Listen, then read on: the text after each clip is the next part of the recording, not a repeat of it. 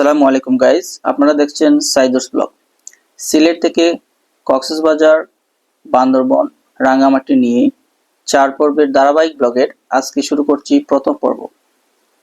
আজকের ব্লগে আপনারা দেখতে পারবেন সিলেট থেকে আমরা কিভাবে চট্টগ্রাম হয়ে কক্সবাজার গেলাম। কক্সবাজার গিয়ে প্রথম দিন আমরা কোন কোন জায়গায় ঘুরেছি, কোথায় থেকেছি, আমাদের কত টাকা খরচ পড়ছে, সব বিস্তারিত। যারা ঈদের পরপরই কক্সবাজার, বান্দরবন এবং রাঙ্গামাটি যাওয়ার প্ল্যান করছেন তাদের জন্য আমার আজকের ব্লগটি অনেক বেশি হেল্পফুল হতে চলেছে। তাহলে চলুন শুরু করি। প্রথমে আমরা চট্টগ্রাম থেকে রেলওয়ে স্টেশন থেকে বের হয়ে হাতের ডান দিকে 2 মিনিট হেঁটেই নিউ মার্কেট এরিয়াতে এসে লেগুনা পেয়ে যাই। লেগুনাতে 10 টাকা জন প্রতি বাড়ায় আমরা চলে আসি নয়া ব্রিজ এরিয়ায়। নয়া ব্রিজে এসে আমরা মার্সা বাস কাউন্টারটিকে চুজ করি। মার্সা বাসের চট্টগ্রাম থেকে কক্সবাজার পর্যন্ত জন প্রতি 380 টাকা করে আমরা টিকিট কাটি। তারপর চলে যাই আমরা সকালে নাস্তা করতে। বাস কাউন্টারের পাশেই একটা টং থেকে আমরা সকালের নাস্তাটা সেরে নিই। সেখানে আমরা জন প্রতি 50 টাকা করে খিচুড়ি, ডিম এবং চিকেনের একটা প্যাকেজ নিই। ভরপেট খেয়ে আমরা টিকিট হাতে নিয়ে আমরা উঠে পড়ি বাসে। 5 ঘন্টা জার্নি শেষ করে আমরা কক্সবাজারে পৌঁছাই। কক্সবাজার হোটেল নিয়ে আমরা বের হই দুপুরে খাওয়ার উদ্দেশ্যে। বের হয়ে আমরা প্রথমে বিভিন্ন হোটেলে একটু দাম দর দেখে নিই, বর্তমান হালচালটা একটু বোঝার জন্য।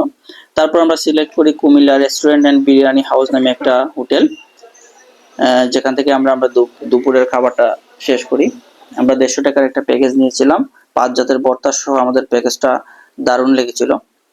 তারপর খাওয়া দাওয়া শেষ করে আমরা চলে যাই বিচে। বিচে এসে আমরা প্রথমে কফি পান করি। এখানে প্রচুর কফি ওয়ালাদের আপনারা পেয়ে যাবেন, ওরা চা কফি বিক্রি করে। ওদের সাথে কথা বলে দাম দর ঠিক করে খাওয়া দাওয়া করবেন। যাই হোক, দেখুন আমরা বিকেলবেলা বিচটাকে এনজয় করতে চলে এসেছি। আমরা আসছি সুগন্ধা বিচ এরিয়ায়। সুগন্ধা বিচ এরিয়া বরাবরই খুব বেশি ক্রাউড থাকে। আমরা যে টাইমে গিয়েছিলাম এটা পিক আওয়ার ছিল, যার জন্য আরো অনেক বেশি ক্রাউড ছিল। বিচে আপনারা বিভিন্ন ধরনের খাবার দাবার পেয়ে যাবেন। আপনাদের কোয়ালিটি টাইম এক্সপেন্ডের পাশাপাশি আপনারা বিচে বিভিন্ন খাবার দাবারও এনজয় করতে পারবেন। তো আমার সাজেস্ট থাকবে, যারা ঘুরতে যাবেন, ঘুরতে গেলে অবশ্যই আপনারা খাওয়া দাওয়ার ব্যাপারে একটু সচেতন হবেন, একটু দায়িত্বশীল হবেন, যাতে ঘুরতে গিয়ে আবার আপনাদের নতুন করে কোনো সমস্যা নিয়ে আসতে না হয়। যদি আবার পেট খারাপ করে তাহলে ঘোরার আনন্দটা মাটি হয়ে যাবে। আমরা যেহেতু দীর্ঘ একটা টাইট শিডিউল নিয়ে আমরা কক্সবাজার গিয়েছি, আমাদের প্ল্যান ছিল মাত্র 4 দিনের সফরে আমরা কক্সবাজার, মহেশখালী, বান্দরবন, রাঙ্গামাটি ভ্রমণ করব। সেজন্য আমরা খাওয়া দাওয়ার ব্যাপারে যথেষ্ট সচেতন ছিলাম। তখন বিকেলবেলা বিচটা আসলে খুবই সুন্দর লাগে। তো পর্যটকরা নিজেদের মতো করে বিচটা এনজয় করতেছিলেন, আমার কাছে খুব ভালো লাগছিল। সমুদ্র সৈকতে আসলে যে কারো মনই আসলে প্রফুল্ল হয়ে যায়।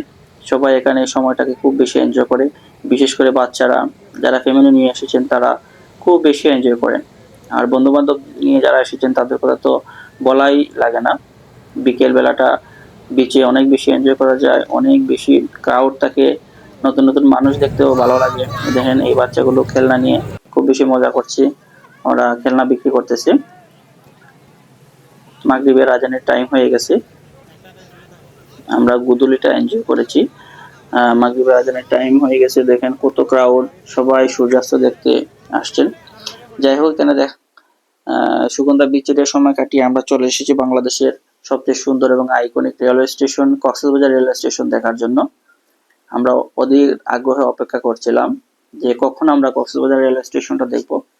আমাদের প্ল্যান ছিল আমরা ট্রেনে করে কক্সবাজার আসবো, বাট আমরা সকালের ট্রেনটা মিস করেছি।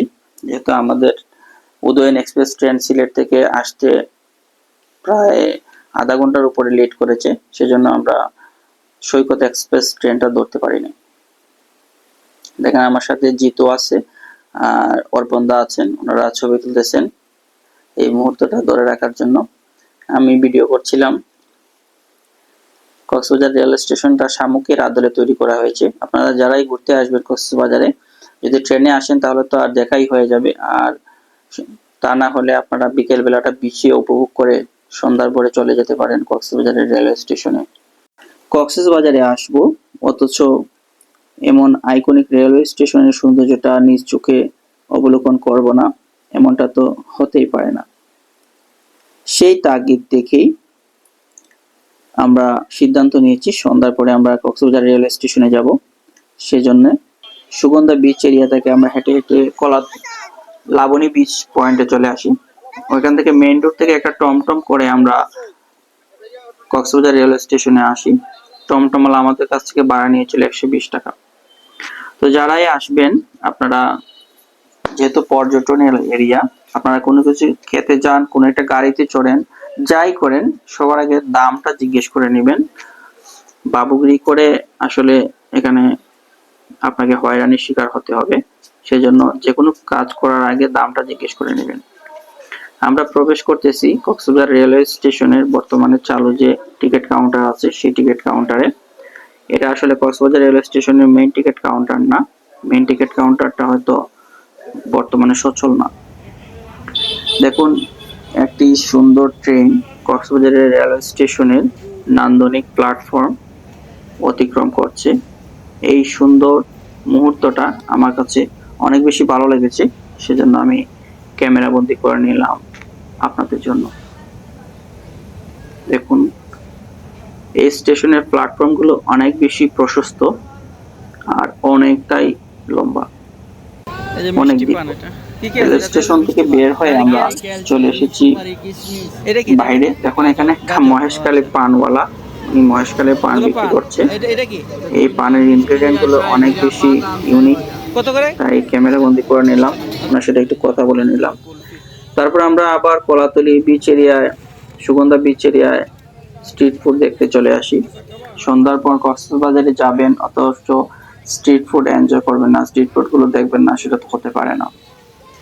দেখুন, শামুকের দোকান, তারপর রয়েছে আপনার শুটকির দোকান, এগুলো তো কক্সবাজারের ইতিহাস ঐতিহ্যের সাথে মিশে গেছে। এখানে একটা মাটির হান্ডি আছে, উনি মাংস বিক্রি করছে। তো ক্যামেরা দেখে বিক্রেতা একটু এগিয়ে আসলেন, উনি হান্ডি থেকে আমাদেরকে মাংস দেখালেন এবং ওনার দোকানের লোকেশনটা একটু সবাইকে বলে দিতে পারলেন। ওনাকে আসলে আপনার সুগন্ধা বিচ এরিয়ার যে রোডটা, এই রোডেই পেয়ে যাবেন।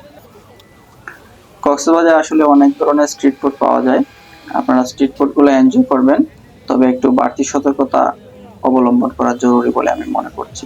যেহেতু আপনারা ঘুরতে যাবেন, যেখানে সেখানে যা থাকে, যদি আপনাদের পেট খারাপ করে তাহলে আবার ঘোরাঘুরির যে আনন্দ, সেই আনন্দটা আপনার ধূলিসাৎ হয়ে যেতে পারে। আমরা যেহেতু টাইট শিডিউলে গিয়েছি, সেজন্য আমরা খাবার দাবারের ব্যাপারে একটু সচেতন ছিলাম। এই যে পিঠাটা দেখতেছেন, এই পিঠাটা আসলে একটা বিরুন চাল দিয়ে বানানো একটা পিঠা। খেতে হয়তো দারুণ হবে, নাও হতে পারে, আমার ভালো লেগেছে তাই ফটো নিলাম। তো কক্সবাজারে আসবেন আর সি ফুড খাবেন না, এটা তো আসলে হতেই পারে না। কক্সবাজারে আসলে সন্ধ্যার পর আপনারা বিভিন্ন সি ফুডের দোকানগুলো এক্সপ্লোর করতে পারেন। আর সি ফুড খাওয়ার বেলায় অবশ্যই বাড়তি সতর্কতা অবলম্বন করবেন, ওনাদের সাথে দাম দর করে নেবেন। পর্যাপ্ত দাম দর করে একটা প্রাইস নির্ধারণ হওয়ার পরে আসলে সি ফুড খাবেন। আমার কক্সবাজার, বান্দরবনের রাঙ্গামাটি, এই ধারাবাহিকভাবে আমরা 4টা ব্লগ প্রকাশ করব। আপনারা ধারাবাহিকভাবে ব্লগগুলো দেখতে থাকুন। ঈদের পরে যারা ছুটিতে যাচ্ছেন তাদের এই জায়গাগুলো ঘুরতে এবং প্ল্যান করতে অনেক বেশি হেল্পফুল হবে বলে আমি মনে করছি। আমরা আগামীকালকে মহেশখালীতে যাব। মহেশখালীতে কিভাবে গেলাম, কোথায় কোন কোন জায়গায় ঘুরলাম, শুটকির আড়ত কোথায়, কোথা থেকে আপনারা শুটকি কিনতে পারবেন, সবকিছু নেক্সট ব্লগে থাকবে। তো নেক্সট ব্লগটা আশা করি আপনারা এনজয় করবেন। যারা ফলো দেন নাই তারা ফলো দিয়ে পাশে থাকবেন, তাহলে আমার সবগুলো ব্লগ আপনার কাছে চলে যাবে। এবং আমি ট্রাভেল ব্লগ বেশি করব, তাই ট্রাভেল ব্লগগুলো ইনফরমেটিভ হবে, এটা নিঃসন্দেহে বলা যায়। তাই পাশে থাকবেন, সবাই ভালো থাকুন, অনেক বেশি ভালো।